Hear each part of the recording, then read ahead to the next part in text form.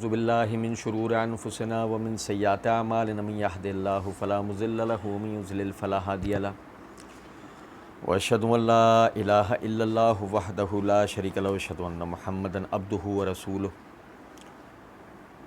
اما بعد فإن خیر الحدیث کتاب اللہ وخیر الہدی ہدی محمد صلی اللہ علیہ وسلم وشر الامور محدثاتها وكل محدثة بدعة وكل بدعة ضلالة وكل ضلالة في النار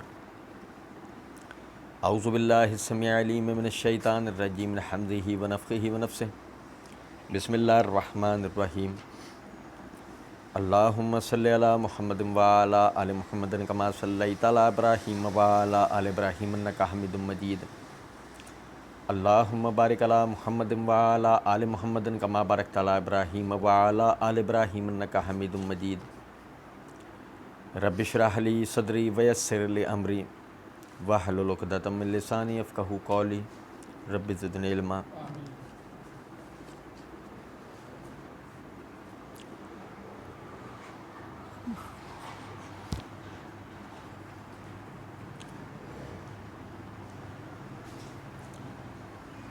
مرزا صاحب کے ریسرچ پیپر 5A جس کے لیے مرزا جی نے مسئلہ نمبر 157 پارٹ 1 کے اندر جو ہے وہ یہ بات کہی ہے، ایڑا بم چھوڑ دیتا ہے، ایڑا بم۔ اللہ کے فضل و کرم سے مرزا جی کے اس بوم کو ہم نے وقت سے پہلے ہی ڈیفیوز کر دیا ہے، اور چونکہ وہ ایک بار بار وہ کہتے ہیں کہ میرے ان پمفلٹس کے اندر جو ہے وہ سمندر ہے، آپ اسے کیوں نہیں پڑھتے، تو اس کی حقیقت جو ہے وہ آپ بھائیوں کے سامنے رکھنے کا سلسلہ شروع کیا تھا۔ تو پچھلی جو ریکارڈنگز ہیں وہ آپ کو یاد ہوں گی۔ آگے مرزا جی کہتے ہیں نوٹ، اللہ جل جلالہ نے علماء اور درویشوں کی تعلیمات کی بجائے اپنی وحی قرآن اور اس کی تفسیر یعنی صحیح احادیث کی حفاظت کی ذمہ داری خود لی ہے۔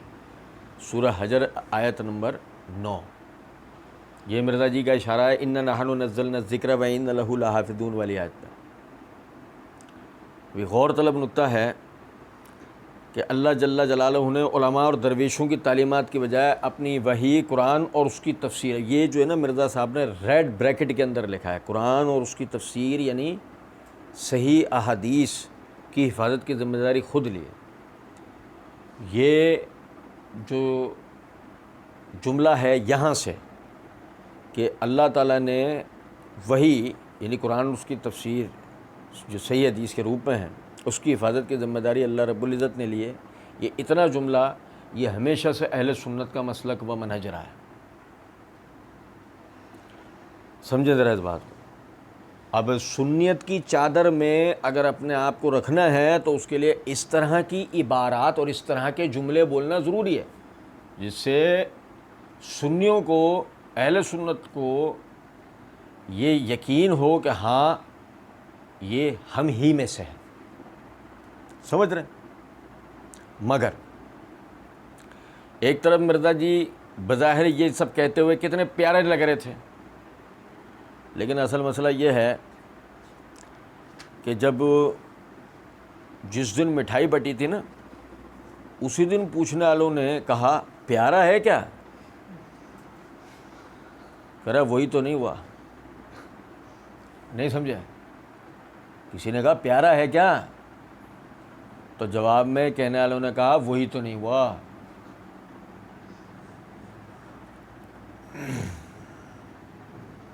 دو ہزار 2015 کا یہ پمفلٹ ہے جس میں مرزا جی یہ کہہ رہے ہیں کہ قرآن اور صحیح احادیث کی حفاظت کی ذمہ داری اللہ رب العزت نے لی ہے۔ 2021 26 دسمبر کو مرزا جی اس کے بالکل برعکس یعنی کہ بات کرتے نظر آتے ہیں، اور مرزا جی کہتے ہیں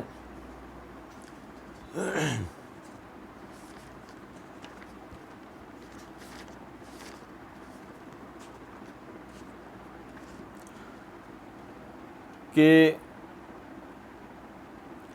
علی الحسن نقوی نے ان سے سوال کیا یہ حدیث جو آپ کہہ پڑھ رہے ہیں، مرزا صاحب سے کہا کہ یہ تو بخاری میں ہے. مرزا صاحب نے تم تراک کے ساتھ کہا بخاری میں ہے لیکن ضعیف ہے، بخاری میں ہے لیکن ضعیف ہے.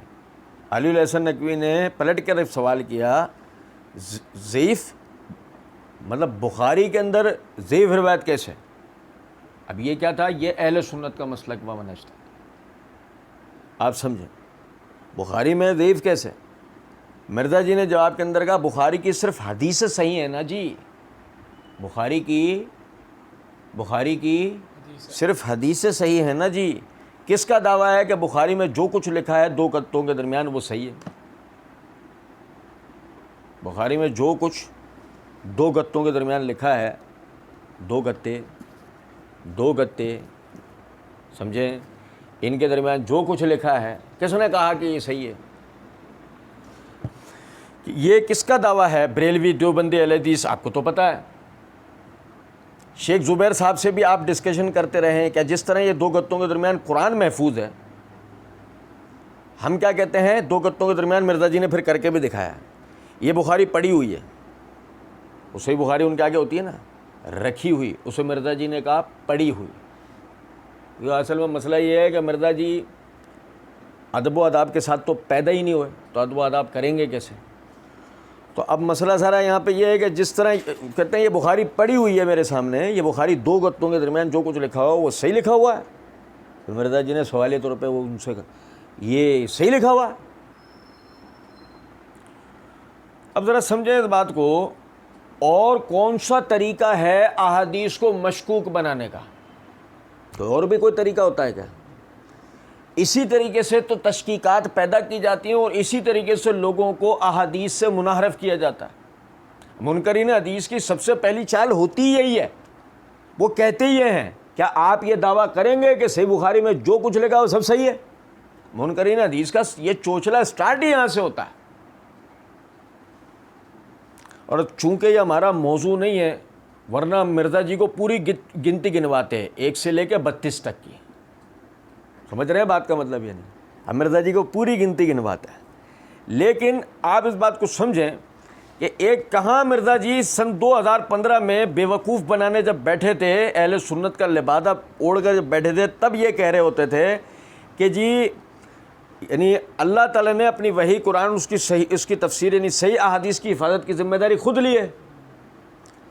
اور اہل سنت میں ایک معمولی سا ادنا سا طالب علم اور ایک چھوٹا بچہ بھی اس بات کو سمجھتا ہے کہ صحیح حدیث کا ماخذ سب سے پہلا کون سا ہے؟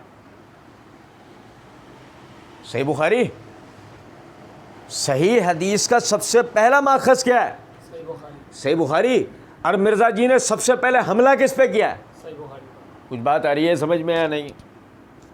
یہ یعنی کہ مرزا جی کا ایک مکروہ چہرہ تھا جو میں نے آپ بھائیوں کے سامنے رکھا ہے. اچھا پھر ذرا سمجھیں اس بات کو. اللہ تعالیٰ نے جیسے بقول مرزا جی کہ اللہ رب العزت نے وحی کی حفاظت کی ذمہ داری لی ہے، تو سننے والے کو کتنا اچھا لگتا ہے بظاہر سننے میں. لیکن اب آپ دیکھیں مرزا جی کا مکروہ چہرہ. مسئلہ 157 پارٹ 1 کے اندر یعنی کہ 1 سال بعد ہی 2016 کا اپلوڈڈ ہے پہلا پارٹ. 2015 میں مرزا جی کہہ رہے ہیں کہ اللہ رب العزت نے قرآن کی تفسیر یعنی صحیح حدیث کی ذمہ داری اللہ رب العزت نے اس کی حفاظت کی ذمہ داری لے رکھی ہے. لیکن 1 سال بعد سن 2016 میں مرزا جی یہ کہتے ہیں وما ينطق عن الهوى ان هو الا وحی یوحی. او بھائی یہ قرآن کے بارے میں ہے، نبی کی ہر بات کے بارے میں نہیں ہے کہ اللہ کی وحی سے ہوتی ہے.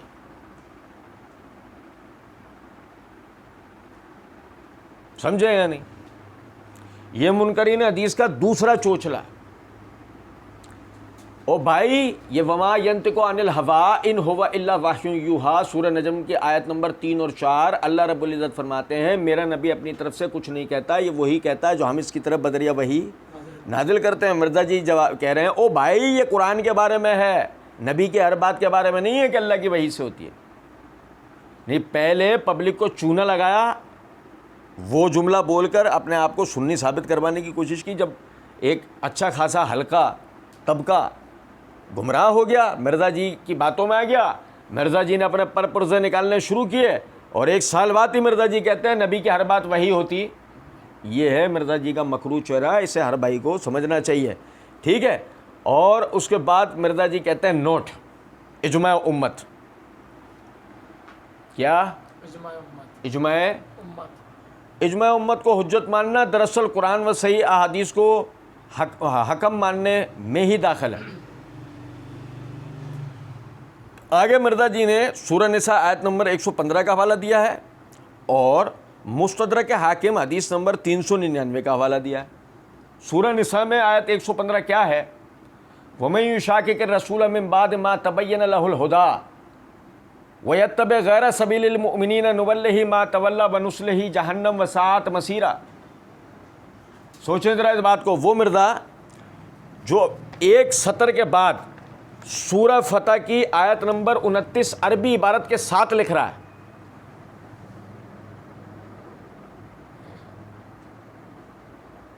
اس کا ترجمہ بھی لکھ رہا ہے, وہی مرزا ایک لائن اوپر جب اجماع کی حجیت کی بات کر رہا ہے, سورہ نساء آیت 115 صرف آیت اور 115 حوالہ لکھ رہا ہے, آیت کیوں نہیں لکھی, ترجمہ کیوں نہیں لکھا؟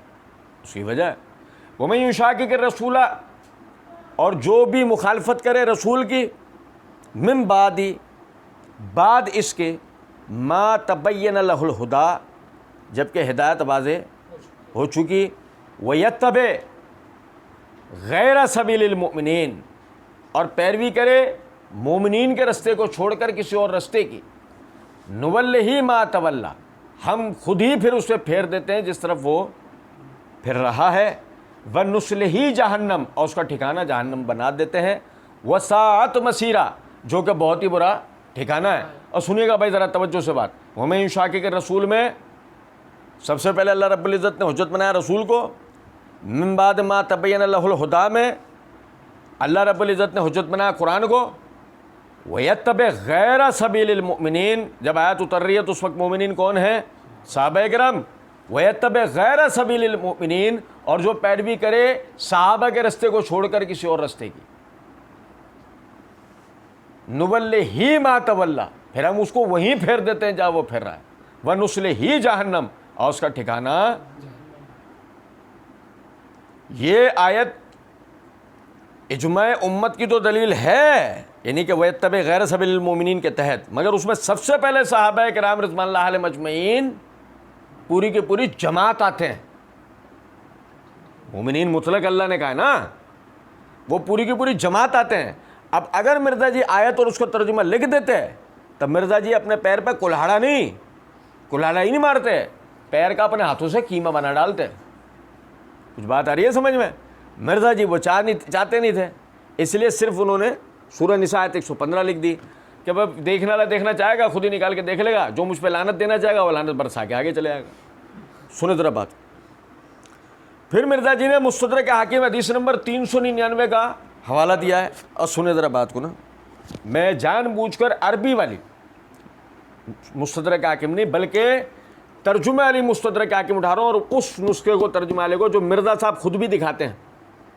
مرزا صاحب کی ویڈیوز میں اس نسخے کا حوالہ آ رہا ہوتا ہے, جلد نمبر 1 کے صفحہ نمبر 322 232 233 حدیث نمبر 399 جو مرزا جی نے کہہ رکھا ہے. سننے ذرا بات. مرزا جی نے کہا اجماع امت کو حجت ماننا دراصل قرآن و صحیح احادیث کا حکم ماننے میں ہی داخل ہے نا. تو سورہ نساء آیت 115 میں پہلے اللہ نے وہی بات کی ہے, وَمَن يُشَاقِقِ الرَّسُولَ مِن بَعْدِ مَا تَبَيَّنَ لَهُ الْهُدَىٰ, رسول اور ہدایت یعنی قرآن کا ذکر کیا ہے. مرزا جی نے آگے چھوڑے اس کو, وہ آیت بھی اب تھوڑی دیر کے لیے مرزا جی کو معاف. مرزا جی نے آگے جو مستدرک حاکم کی کتاب العلم میں صفحہ نمبر 332 333 کے اوپر حدیث نمبر 399 کو مرزا جی نے روایت کو نقل نہیں کیا, بس مستدرک کا حوالہ دے دیا. وہ مرزا صاحب جو آگے 1 2 3 4 5 کی علامت بنا کر صحابہ کرام رضوان اللہ علیہم اجمعین کے خلاف روایات پوری لکھ رہے ہیں, وہی مرزا صاحب کیا ہوا ایسا کہ جو بنیادی اصولیات طے کرنے کی چیزیں تھیں اپنی تحقیق کو بتانے کے لیے, جو بنیادی اصولیات تھے اس میں وہ نہ تو قرآن کی آیت جس تھی اس کو نقل کرتے ہیں اور نہ ہی حدیث کو. تو دال میں کالے والے ہیں نا. سنو ذرا بات کو. اب حدیث کیا ہے سنیے گا. ابن عباس رضی اللہ تعالیٰ عنہ کی طرف منسوب ہے کہ نبی صلی اللہ علیہ وسلم نے فرمایا لا یجمع اللہ امتی علی ضلالۃ ابدا وید اللہ علی جماعت وید اللہ علی الجماعت. معنی کیا ہوئے؟ اللہ تعالیٰ میری امت کو تمام کی تمام کو گمراہی پہ جمع نہیں کرے گا. اللہ تعالیٰ میری تمام کی تمام امت کو گمراہی پہ جمع نہیں کرے گا. وَيَدُ اللَّهِ عَلَى الْجَمَاعَت، اور جماعت کے اوپر اللہ کا ہاتھ ہوتا ہے. جماعت کے اوپر اللہ کا ہاتھ ہوتا ہے. اب سمجھے ذرا اس بات کو کہ آیت کا پہلا، یہ حدیث کا پہلا حصہ لا یجمع اللہ امتی علی ضلالۃ ابدا، میری امت کبھی بھی گمراہی پہ اکٹھی ہو سکتی نہیں. اس کا منطقی نتیجہ نکلتا ہے کہ ہمیشہ ہدایت پہ اکٹھی ہوگی. یہ اجماع کی دلیل ہے، یہ اجماع امت کی دلیل ہے. وَيَدُ اللَّهِ عَلَى الْجَمَاعَت، اور جماعت پر اللہ کا ہاتھ ہوتا ہے. یہ تفرقے کے خلاف مسلمانوں کے ایک جماعت ایک جٹ ہونے کے اوپر دلیل ہے. نہیں سمجھے بات کو؟ اچھا اب مرزا جی اگر روایت پوری نقل کر دیتے تو پتہ یہ لگتا لا یجمع اللہ امتی علی ضلالۃ ابدا میں امت کبھی گمراہی پہ جمع نہیں ہوگی. اور سمجھیں دین کو چھپانا گمراہی ہوتی ہے یا نہیں؟ مرزا جی جو تم تراک کے ساتھ کہتے ہیں کہ میں وہ مسائل آپ لوگوں کو بتا رہا ہوتا ہوں، میں وہ آیات و احادیث آپ لوگوں کو بتا رہا ہوتا ہوں جو ان مولویوں نے چھپا رکھی تھی. تو اگر وہ چھپا رکھی تھی تو وہ گمراہی تھی. چھپانا دین کو کیا ہے؟ گمراہی ہے. وہ گمراہی تھی صحیح. لیکن آپ نے جو حدیث پڑھی اس میں نبی صلی اللہ علیہ وسلم نے فرمایا کہ اللہ تعالیٰ میری امت کو کبھی بھی گمراہی پہ جمع نہیں کرے گا. اس کا مطلب امت میں یہ ذکر ہوتا آیا تھا تبھی تو آپ تک پہنچا. امت میں یہ ذکر ہوتا آیا تھا تبھی آپ تک پہنچا. اور وَيَدُ اللَّهِ عَلَى الْجَمَاعَت، اللہ کا ہاتھ جماعت پر ہوتا ہے. تو سب سے پہلے جماعت کون سی تھی؟ اگر مرزا جی اس پوری روایت کو نقل کر دیتے تو پتہ لگتا کہ صحابہ کی جماعت پہ اللہ کا ہاتھ تھا. وَيَدُ اللَّهِ عَلَى الْجَمَاعَت، اللہ کا ہاتھ ہوتا ہے جماعت کے اوپر. تو سب سے پہلی جماعت صحابہ کی، اس پر کس کا ہاتھ تھا؟ اللہ کا. سمجھ میں آ رہی ہے کچھ بات؟ صحابہ کرام رضوان اللہ علیہ مجمعین کی کتنی بڑی فضیلت تھی اس میں. لیکن چونکہ صحابہ کی کوئی فضیلت نہ آ جائے پبلک کے آگے، یہی وجہ ہے کہ مرزا جی نے روایت کو پوری نقل کرنا مناسب سمجھا. اب اس سے آگے ایک اور سنیں. ایک اور بھی وجہ ہے اس روایت کو ذکر نہ کرنے کی. لا یجمع اللہ امتی علی ضلالۃ ابدا میں پتہ لگا امت کبھی گمراہی پر اکٹھی نہیں ہوگی. یہ کسی مخصوص گروہ کی طرف اشارہ نہیں ہے. یہ کسی مخصوص گروہ کی طرف اشارہ نہیں ہے بلکہ یہ اشارہ امت کی طرف. اس سے مراد جعفری، نقوی، تقوی، اثنا عشری، اسماعیلی نہیں ہو سکتی. اس سے مراد حنفی، شافعی، مالکی، حنبلی نہیں ہو سکتی. ہر وہ جو اپنی فرقہ وارانہ پہچان رکھتا ہے اس سے مراد نہیں ہو سکتے. وَيَدُ اللَّهِ عَلَى الْجَمَاعَت میں صرف اور صرف وہ ہوگا جو صرف اپنی مسلمان پہچان رکھتا ہے اور آج سے نہیں ہمیشہ سے رکھتا ہے. اب سمجھیں ذرا اس بات کو. مرزا جی کہتے ہیں ہم سے پہلے وہ پلیٹ فارم کہیں تھا ہی نہیں. اور اللہ کہہ رہا ہے جماعت پر ہاتھ کس کا ہوتا ہے؟ اس کا مطلب مسلمانوں کی اس جماعت کو کبھی کوئی توڑ پائے گا؟ یہ یہاں تک بات سمجھ گئے؟ میں چاہوں تو اس پر مزید بھی کچھ بات کر سکتا ہوں، لیکن مجھے جہلم ارادہ سے پوری امید ہے جب تک اپنے اوپر پیسے نہیں لٹوا لے گی مانے گی نہیں. یا آگے بھی کچھ نہ کچھ کر کے دکھائے گی کہ مجھ پر ریزگاری لٹاؤ. اور ریزگاری ماری جاتی ہے، لٹائی نہیں جاتی. سنیے گا ذرا بات. اچھا جی، یہ تو مرزا صاحب کے اجماع کی دلیل. اچھا پھر یہاں تک تو مرزا صاحب کا ایک چہرہ تھا. اب یہاں سے مرزا صاحب کا دوسرا چہرہ ذرا ملاحظہ کیجیے گا. مرزا صاحب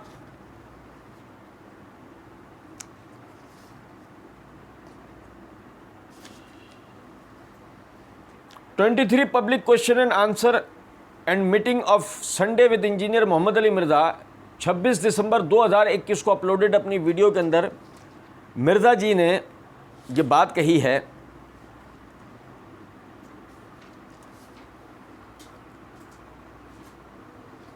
یعنی بریلویوں دیوبندیوں کا اس پہ ان کا دونوں کا اجماع امت ہے۔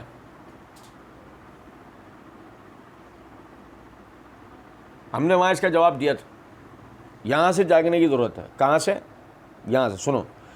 اب مرزا صاحب جس مسئلے پہ بات کر رہے تھے نا، مرزا صاحب اس کے لیے کہتے ہیں یعنی بریلویوں دیوبندیوں کا اس پہ ان کا دونوں کا اجماع امت۔ مرزا صاحب نے لفظ اجماع امت استعمال کیا ہوا ہے، اجماع استعمال، بریلویوں اور دیوبندیوں کا اجماع امت ہے۔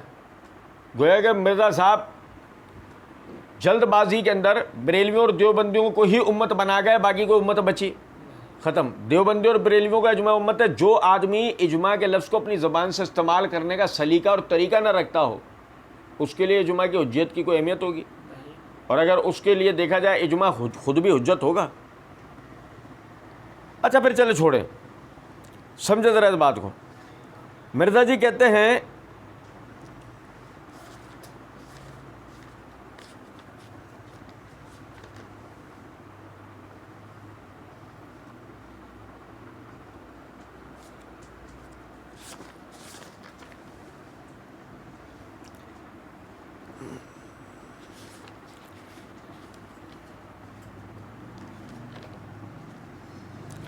مرزا جی یہ 18 علمی و تحقیقی مجلس open question and answer with engineer session with engineer Muhammad Ali Mirza 15 جولائی 2018 کے اپنے اپلوڈڈ کلپ میں کہتے ہیں، ہم کہتے ہیں کہ اماموں کو جو سمجھ آیا تھا نا، انہوں نے جو آگے سمجھایا وہ میں نے سمجھایا۔ اماموں کو جو سمجھ میں آیا تھا اور انہوں نے جو آگے سمجھایا وہ پوری امت میں کس نے سمجھا؟ مرزا نے۔ پھر مرزا صاحب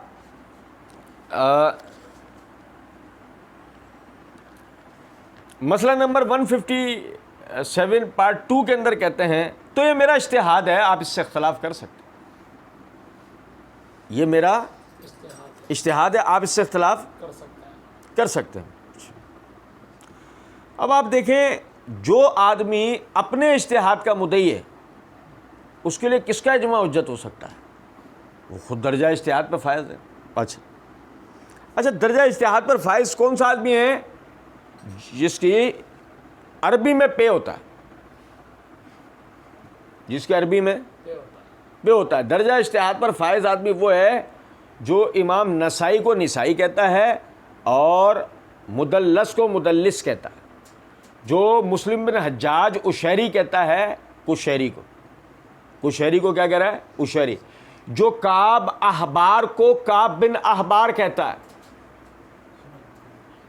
جس آدمی کے یعنی کہ عربی زبان کے بول چال کے اندر، یعنی کہ عربی زبان کے پڑھنے کا غلط ہے، بول چال تو میں غلط لفظ بول گیا، جو شخص عربی زبان کے محاورے کو پڑھنے تک کی صلاحیت و لیاقت نہیں رکھتا، وہ درجہ اجتہاد، یہ میرا اجتہاد ہے، آپ اس سے اختلاف کر سکتے ہو۔ اجتہاد برش کیا تھا صبح اٹھ کے، جب تم نے بولا نا اجتہاد، منہ سے بو آ رہی تھی، نہیں سمجھے کچھ بات کو۔ آدمی بات وہ کرے جس پہ کباڑے والا بھی تم سے مال لے کے چلا جائے، ورنہ کباڑے والا کہے گا 2 روپے میں بھی نہیں لوں گا۔ یہ مجتہد 2 روپے میں 4 مل جاتے ہیں، یہ والے مجتہد۔ کچھ بات آ رہی ہے سمجھ میں؟ اب مرزا جی کہتے ہیں اگر قرآن و سنت صحیح حدیث اور اجماع امت کی مخالفت نہ آئے تو جدید مسائل کے حل کے لیے قیاس یا اجتہاد کرنا جائز ہے۔ اچھا میں آپ کو بتاؤں کس قسم کا آدمی جو ہے نا وہ درجہ اجتہاد پر فائز ہو سکتا ہے۔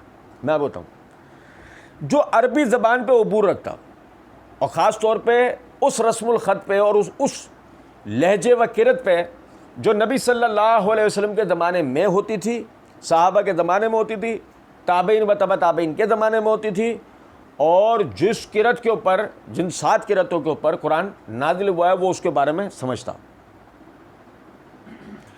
نمبر 2، وہ قرآن کے نزول کے سارے واقعات کو جانتا ہو، چاہے صحیح ہو یا ضعیف ہو۔ وہ قرآن کے نزول کے سارے واقعات کو جانتا ہو، قرآن کی شاذ و رائج قرتوں کو جانتا ہو، قرآن کے ناسخ و منسوخ کو جانتا ہوں، قرآن میں محکم و متشابہ کو جانتا ہوں. بھائی میرے اب میری بات سمجھ رہے ہیں نہیں؟ قرآن میں احکامات پر مبنی آیات کے متعلق اس کے تفاسیر پتہ ہوں، احادیث کا خصوصاً احکامات پر مبنی کم از کم 1000 حدیثیں تو اس کو پتہ ہوں. کس پر؟ فضائل پہ نہیں، احوال پر نہیں، رکاک پر نہیں بھائی میرے پیارے، ترغیب و ترہیب پر نہیں، احکامات پر اسے کم از کم 1000 حدیثیں تو حفظ ہوں کہ جب اس سے کوئی شرعی مسئلہ دریافت کیا جا سکتا ہو وہ حدیث فوراً سنا کے مسئلے کا حل کر دے. یہ بات میری سمجھ رہے ہیں نہیں؟ اچھا مرزا صاحب کہہ رہے ہیں یہ میرا قیاس ہے. اچھا پھر غور طلب نکتہ ہے، وہ آدمی حدیث کی معرفت رکھتا ہو، کیا چیز، کیا عبارتیں کلام رسول ہے اور کیا نہیں، کیا صحیح ہے کیا ضعیف، اور بقول مرزا جی کے کیا صحیح ہے کیا جعلی ہے. ٹھیک ہے. پھر صحابہ کرام رضوان اللہ علیہ مجمعین کے فتاوی جات و آثار کا اسے علم ہو، اسی طرح تابعین کے، اسی طریقے سے تبع تابعین کے. نہیں سمجھے بات؟ عادل آدمی ہونا چاہیے، جذباتی روح میں بہنے والا آدمی یا جانبدار آدمی نہیں ہونا چاہیے، کسی فرقے یا فقہ کی طرف منسوب ہے، یعنی سارا جھکاؤ کہاں ہے؟ اس طرف ہے، اور اس طرف رہتے ہوئے قرآن اور حدیث میں غور و غوص کر رہا ہے. نتیجہ کیا نکلے گا؟ میں نام نہیں لوں گا، سمجھدار سمجھنے والے سمجھتے ہیں. ایک حضرت صاحب نے سنن ترمذی کی شرح کرتے ہوئے ایک جگہ یہ بات کہی، میں اس حدیث کا جواب پچھلے 20 سال سے ڈھونڈ رہا تھا، آج جا کے ملا ہے، اب جا کے ملا ہے. سوری، یعنی آپ اندازہ کریں 20 سال سے حدیث سامنے ہے، صحیح ہے، ضعیف ثابت ہونے کی بحث نہیں کر پائے، اپنے مسلک کے خلاف ہے، اپنے مسلک کے خلاف ہے، 20 سال سے اس پر عمل نہیں کر رہے. کیا کر رہے ہیں کہ اس کا کسی طرح مجھے جواب پتہ لگ جائے، رد کرنے کے چکر میں لگے ہوئے ہیں. سمجھ رہے ہیں بات کو یا نہیں؟ مرزا صاحب جب کہتے ہیں نا کہ قیاس و اجتہاد کر سکتے ہیں، اور خود مرزا جی یہ بات کہہ رہے ہوں یہ میرا قیاس ہے، آپ چاہیں تو اس سے اختلاف کر سکتے ہیں، تو مرزا جی خود کو کیا سمجھ رہے ہیں؟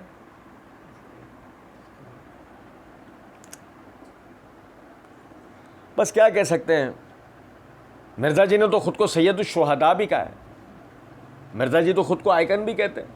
تو اگر مرزا جی خود کو مجتہد بھی کہہ لیں گے تو کیا فرق پڑتا ہے؟ ایک آنے کے ملتے ہیں 3 کہا ہے نا علامہ نے، کہا تو کسی اور مقصد کے لیے تھا، ہم نے تو خیر اپنے مقصد کے لیے مرزا صاحب پہ فٹ کر دیا ہے. کچھ بات آ رہی ہے سمجھ میں؟ مرزا صاحب جیسے مجتہدین ملتے ہیں ایک آنے کے 3. کچھ بات آ رہی ہے؟ ایک کے ساتھ 2 فری، ایک کے ساتھ 2 فری، ایک لیپنے کے لیے اور ایک پوتنے کے لیے. سمجھنے والے میری مثال کو سمجھ گئے ہیں. اور سنیں ذرا بات کو، مرزا جی نے آگے پھر حوالہ دیا مصنف ابن ابی شیبہ حدیث نمبر 22990 کا، یعنی یہاں بھی حدیث پوری لکھی نہیں. اچھا وہ اب آپ سمجھ گئے ہوں گے، کچھ تو ہے جس کی پردہ داری ہے. نہیں سمجھے؟ یہ میرے ہاتھ میں مصنف ابن ابی شیبہ ہے، مکتبۃ الرشد کی شائع شدہ یہ نسخہ ہے. اس کے جلد نمبر 7 کا کتاب البیوع والاقضیاء صفحہ نمبر 717 باب قائم کیا گیا فی القاضی ما ینبغی ان یبدأ بہ فی قضائہ. اس کے تحت حدیث نمبر 23325 ہے. 23000 سنیے گا ذرا توجہ سے سنیے گا. امام شریح بن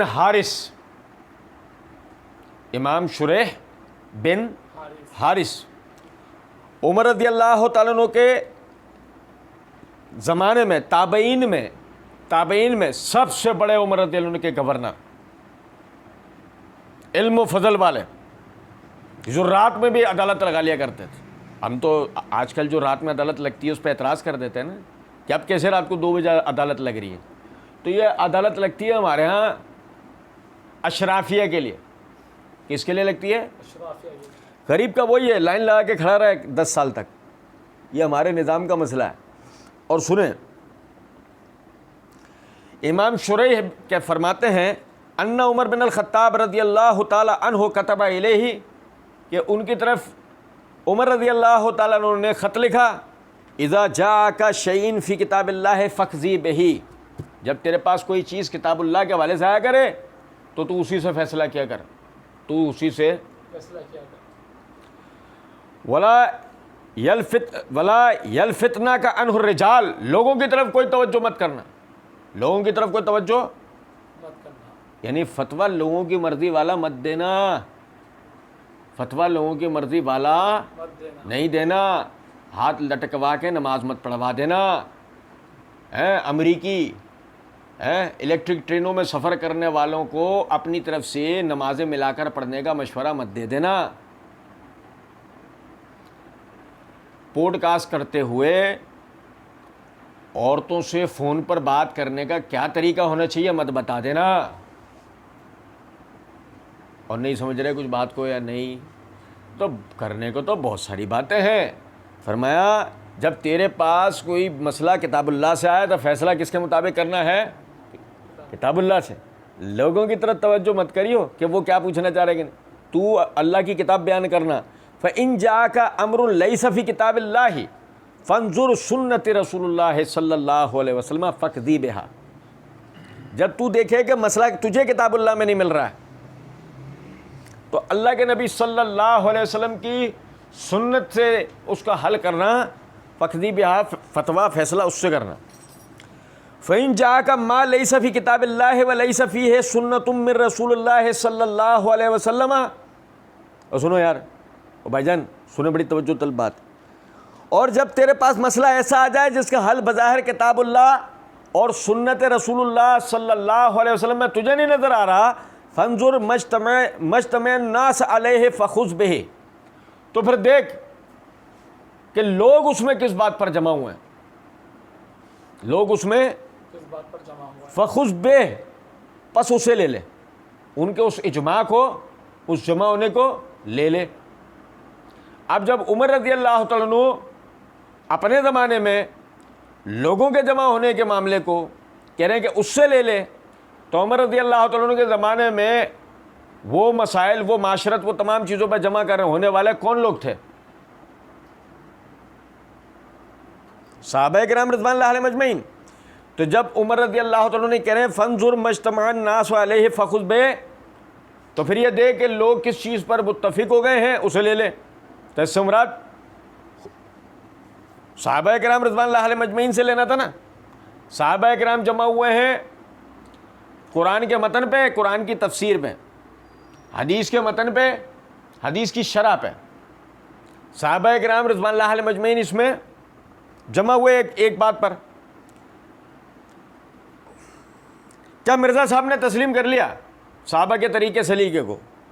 نہیں. اجماع امت میں یاد رکھیں سب سے پہلے صحابہ کرام آتے ہیں. اگر آپ صحابہ کرام کو نہیں مانتے کسی بھی طرح سے ہی، آپ اجماع امت کو مانتے؟ آپ یہ صرف چونا لگا رہے ہیں. اور پھر دیکھیں ذرا بات کو آگے فرمایا فَإِن جَاءَكَ مَا لَيْسَ فِي كِتَابِ اللَّهِ وَلَمْ يَكُنْ فِيهِ سُنَّةٌ مِّن رَّسُولِ اللَّهِ صلی اللہ علیہ وسلم وَلَمْ يُتَكَلِّمُ فِيهِ أَحَدٌ قَبْلِكَ فَاخْتُرْ أَيُّ الْأَمْرَيْنِ شِئْتَ. سنیں ذرا بات. پھر اگر تو دیکھے کہ اللہ کی کتاب میں تجھے نہیں ملا، نبی صلی اللہ علیہ وسلم کی سنت میں سے بھی تجھے اس حوالے سے کچھ مل پایا نہیں، اور تیرے سے پہلے لوگوں نے بھی اس پہ کلام کیا نہیں، تیرے سے پہلا مسئلہ حل ہو گیا. یعنی کہ یہ کس کی طرف اشارہ؟ صحابہ کرام کی طرف. تیرے سے پہلے والوں نے بھی اس مسئلے پہ کلام نہیں کیا. فاختر ای الامرین شیطا، پھر تیرے پاس دو رستے ہیں، ان میں سے جس کو چاہے اختیار کر لے. ان شیطا ان تجتہد برائے کا وتقدم فتقدم، اور اگر چاہے تو اپنی رائے سے فیصلہ کر. تو چاہے تو اپنی رائے سے فیصلہ کر، اور پیچھے ہٹنا چاہے تو بس پیچھے ہٹنا بہتر ہے، تو بس پیچھے ہٹنا بہتر ہے. وَإِن شَئْتَ أَن تَتَأَخَّرْ فَتَأَخَّرْ، اور اگر چاہے کہ چلو میں اس کا جواب پھر مزید تحقیق و بسیار کے بعد آگے دے دوں گا تو تو مؤخر کر دے. وَلَا أَرَى التَّأْخِيرَ إِلَّا خَيْرًا لَكَ، اور یاد رکھیو یہ مسئلے کے جواب میں تاخیر کرنا ہی تیرے لیے سب سے بہترین ہوگا.